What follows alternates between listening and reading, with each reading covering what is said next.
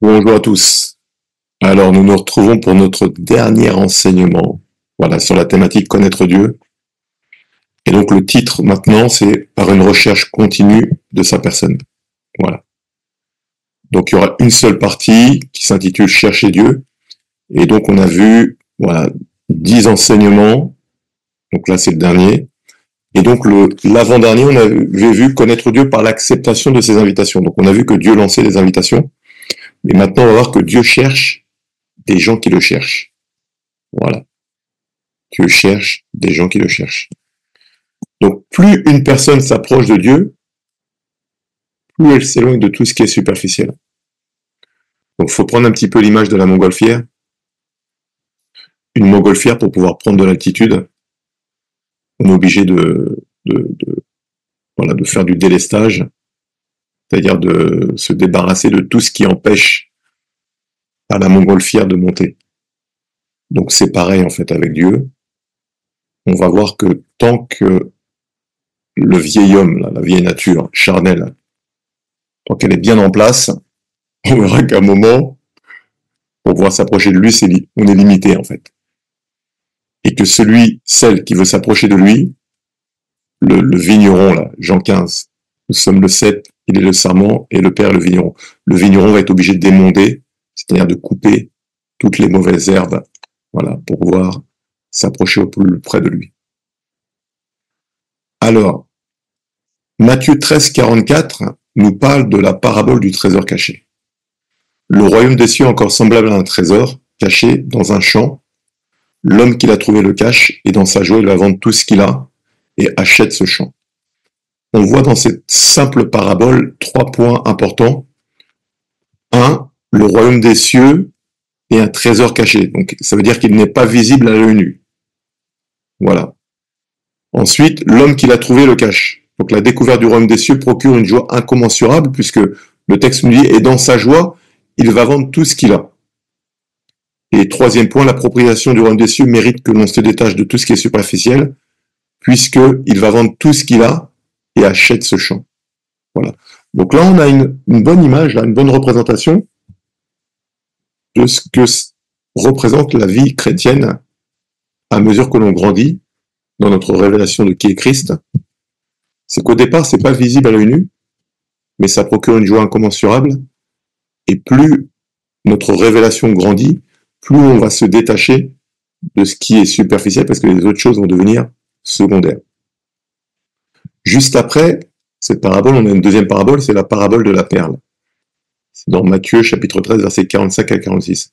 Le royaume des cieux est encore semblable à un marchand qui cherche de belles perles. Il a trouvé une perle de grand prix et il est allé vendre tout ce qu'il avait et l'a acheté. Là, pareil, on a 3 points. Qu'est-ce qu'on voit? Donc, le royaume des cieux est encore semblable à un marchand qui cherche de belles perles. Donc là, on voit le marchand qui cherche. Voilà. Donc, le royaume des cieux se laisse trouver par ceux qui le cherchent. Ça, c'est le premier point. Deuxième point, c'est la découverte du royaume des cieux est d'une valeur inestimable. On le voit au verset 46. Il a trouvé une perle de grand prix et pareil, il est allé vendre tout ce qu'il avait et l'a acheté. Donc, troisième point, la personne qui trouve le royaume de Dieu abandonne tout. Voilà. C'est ce que j'appelle la consécration totale. Là, dans ces 2 paraboles, on voit que ce sont des personnes qui cherchent et lorsqu'elles ont trouvé, ce qu'elles ont trouvé avait une telle valeur qu'elles étaient prêtes à tout vendre pour garder uniquement ce qu'elles ont trouvé. D'accord? Et donc ça représente la quête, voilà, la soif que vient produire le Saint-Esprit dans le cœur du croyant né de nouveau pour connaître Christ. Et plus il connaît Christ, plus il va se détacher des choses qui sont superficielles. Donc, l'homme ne peut pas chercher Dieu si Dieu ne met pas dans son cœur le désir de le chercher. C'est paradoxal quand même. Donc, Dieu donne aux hommes l'amour pour l'aimer. Romains 5,5, car l'amour de Dieu est répandu dans nos cœurs par le Saint-Esprit qui nous a été donné. Et Dieu maintenant va même poser dans le cœur de l'homme la soif pour le chercher. Voilà. Ça, on le voit notamment dans Actes chapitre 17, versets 22 à 27. Paul, debout au milieu de l'aréopage, dit « Homme athénien, Je vous trouve à tous égards extrêmement religieux, car en parcourant votre ville et en considérant les objets de votre dévotion, j'ai même découvert un autel avec cette inscription à un Dieu inconnu, un Dieu inconnu. Ce que vous révérez sans le connaître, c'est ce que je vous annonce. Le Dieu qui a fait le monde et tout ce qui s'y trouve, étant le Seigneur du ciel et de la terre, n'habite point dans des temples faits de mains d'hommes. Il n'est point servi par des mains humaines, comme s'il avait besoin de quoi que ce soit. Lui qui donne à tous la vie, la respiration et toutes choses. Il a fait que tous les hommes sortis d'un seul sang habitassent sur toute la surface de la terre, ayant déterminé la durée des temps et les bornes de leur demeure. Et là, c'est le verset 27 qui nous intéresse.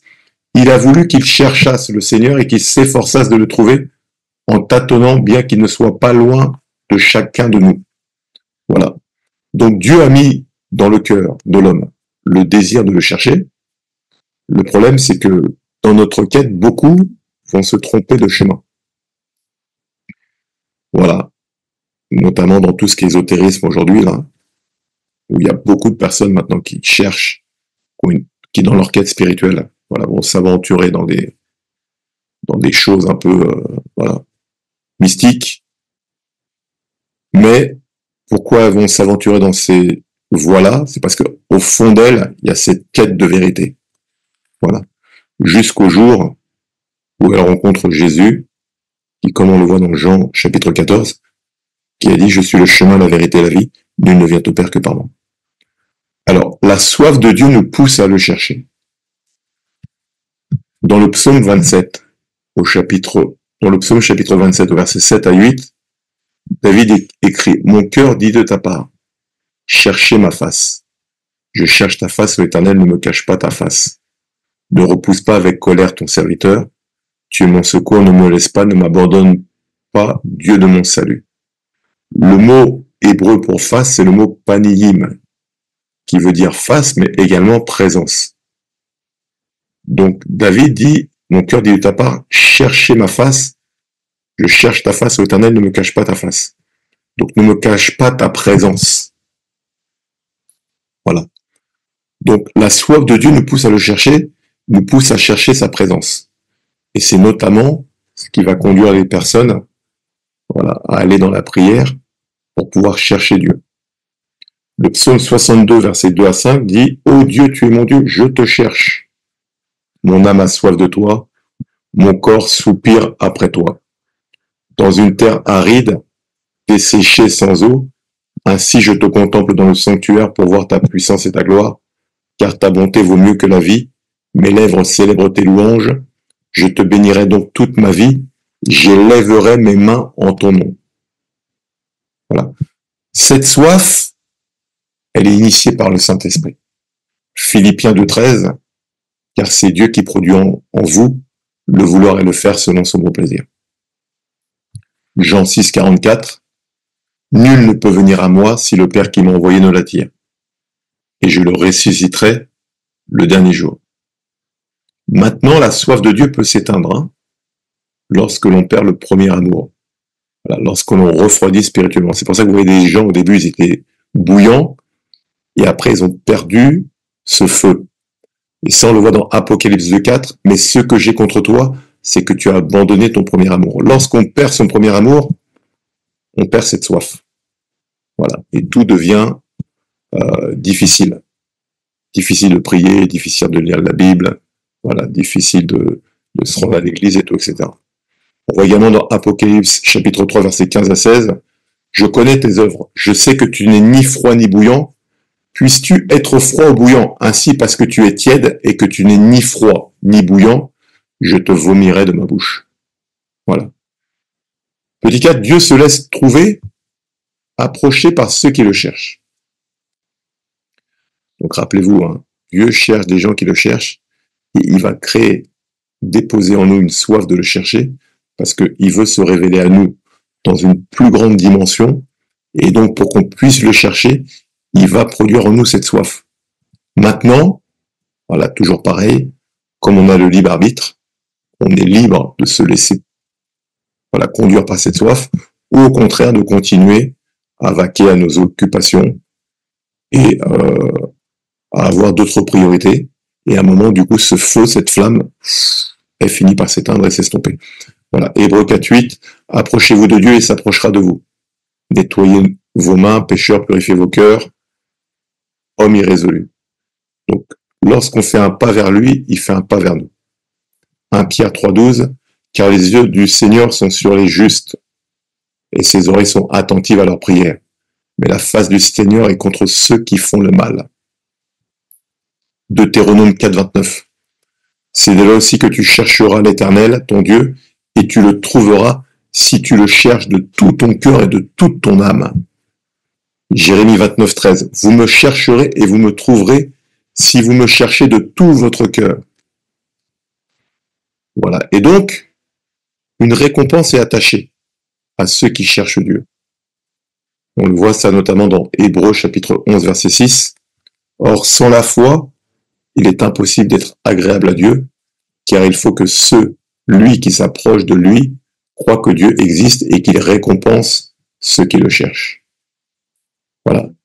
Et Dieu protège ceux qui ont appris à le chercher et ceux qui ont appris à demeurer dans sa présence. Parce que plus les personnes savent passent du temps dans la présence de Dieu, plus lorsqu'elles partent maintenant vaquer à leurs différentes activités, bien qu'elles soient à l'extérieur, bien qu'elles soient en train de faire d'autres choses, elles ont développé cette capacité à demeurer dans sa présence, c'est-à-dire à rester connectées, à ce que leur cœur reste connecté au cœur de Dieu, quand bien même elles sont en train de faire d'autres choses. Maintenant, ce qu'il faut noter, c'est que du coup, Dieu a un regard particulier sur ce genre de personnes et il leur assure sa protection. Voilà. Et donc, dans le psaume 91, versets 1 à 4, la version, j'ai pas mis la version, je crois que c'est la version, peut-être Colombe, je crois. Celui qui habite dans la demeure secrète du Très-Haut logera à l'ombre du Tout-Puissant. Voilà, la version 1910, celui qui demeure à l'ombre du Tout-Puissant, mais la version là dit, celui qui habite dans la demeure secrète du Très-Haut logera à l'ombre du Tout-Puissant. J'ai dit de l'Éternel, il est ma confiance et mon lieu fort. Il est mon Dieu, je me confierai en lui, car il te délivrera du piège de l'azoleur, de la peste calamiteuse. Il te couvrira de ses plumes, et sous ses ailes tu auras un refuge. Sa vérité sera ton bouclier et ta rondache. Voilà. Et donc la joie de l'Éternel est le partage de ceux qui cherchent Dieu. Psaume 105, versets 2 à 4. Chantez, chantez en son honneur. Parlez de toutes ses merveilles. Glorifiez-vous de son saint nom, que le cœur de ceux qui cherchent l'Éternel se réjouisse. Ayez recours à l'Éternel et à son appui, cherchez continuellement sa face. Pareil, là c'est pas Nihim. Donc cherchez continuellement sa présence. Et donc on voit là que glorifiez-vous de son saint nom, que le cœur de ceux qui cherchent l'Éternel se réjouisse. Voilà. Ensuite, Dieu veille sur ceux dont le cœur est tout entier à lui. De Chroniques 16.9, car l'Éternel étend ses regards sur toute la terre pour soutenir ceux dont le cœur est tout entier à lui. Et le psaume 14.2, l'Éternel du haut des cieux regarde les fils de l'homme pour voir s'il y a quelqu'un qui soit intelligent, quelqu'un qui cherche Dieu. Donc ce verset-là, il est intéressant parce que il associe le fait de chercher Dieu aux personnes qui sont intelligentes. Donc, chercher Dieu, c'est faire preuve d'intelligence. Pourquoi? Parce que celui qui cherche Dieu, voilà, celui qui s'approche de Dieu, Dieu s'approche de lui, et lorsque Dieu s'approche de lui, Dieu apporte sa paix, sa protection, sa joie, son amour, et que la plénitude de l'homme se trouve dans le fait d'être réconcilié avec Dieu, mais pas seulement, de connaître Dieu. Voilà, c'est là que se trouve la plénitude en fait. Et donc Dieu connaît ceux qu'il aime. 1 Corinthiens chapitre 8, versets 2 à 3. Si quelqu'un croit savoir quelque chose, il ne connaît encore rien comme il faudrait connaître. Mais si quelqu'un aime Dieu, il est connu de lui. Comment être connu de Dieu? Voilà, en aimant Dieu. Et Dieu pourvoit aux besoins de ceux qui le mettent à la première place. Ça, on le voit dans Matthieu 6, 33. Cherchez premièrement le royaume de Dieu et la justice de Dieu, et toutes ces choses vous seront données par-dessus. Et la version Sommer dit, faites donc du règne de Dieu et de tout ce qui est juste à ses yeux, votre préoccupation première. Et toutes ces choses vous seront données en plus. Voilà. Et donc, Dieu révèle les choses cachées à ceux qui le cherchent. Donc Dieu révèle ses secrets à ceux qui le cherchent. Donc ça, on le voit dans Daniel, Daniel chapitre 2, versets 16 à 22. Voilà, à partir du verset 16. Et Daniel se rendit vers le roi et le pria de lui accorder du temps pour donner au roi l'explication. Donc le roi Nebuchadnezzar a eu un rêve. Il appelle donc tous ses magiciens. Voilà, il leur dit, je me rappelle plus le rêve. Donc je vous ordonne non seulement de me donner le rêve que j'ai eu, et en plus ses explications. Personne ne les trouve, il dit, ok, je vais tous vous tuer. Et Daniel donc se rend vers lui, il lui demande de lui accorder un peu de temps. Donc verset 17, ensuite Daniel alla dans sa maison, et il instruisit de cette affaire Anania, Michaël et Azaria, ses compagnons, les engageant à implorer la miséricorde du Dieu des cieux, afin qu'on ne fît pas périr Daniel et ses compagnons, avec le reste des sages de Babylone. Verset 19, alors le secret fut révélé à Daniel dans une vision pendant la nuit. Et Daniel bénit le Dieu des cieux. Daniel prit la parole et dit, béni soit le nom de Dieu d'éternité en éternité. À lui appartiennent la sagesse et la force.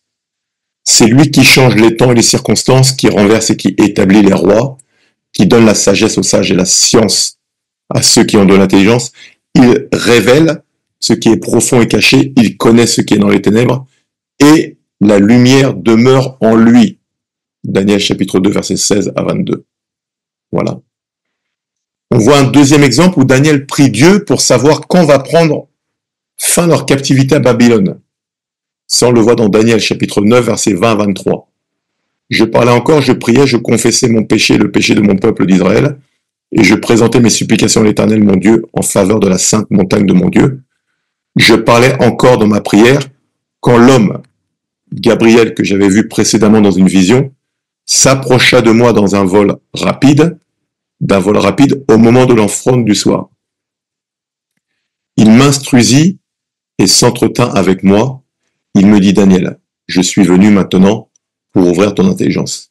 Lorsque tu as commencé à prier, la parole est sortie et je viens pour te l'annoncer, car tu es un bien-aimé, sois attentif à la parole et comprends la vision.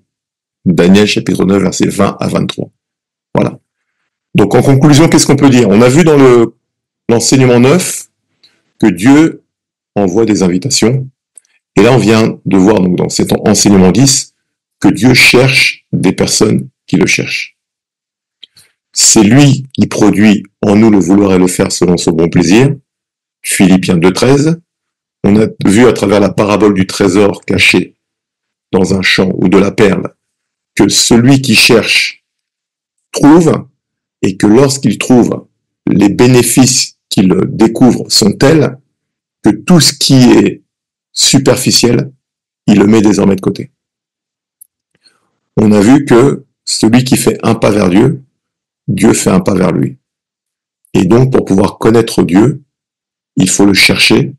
Et Dieu a dit que ceux qui le cherchent font preuve d'intelligence. Pourquoi? Parce que tout est en lui. Toute la plénitude est en lui. Voilà. Donc, c'est la fin de cette série qui a été très très riche. Et donc, je vous invite à visionner de nouveau les cours précédents. Et puis, on se retrouve très bientôt pour une nouvelle thématique.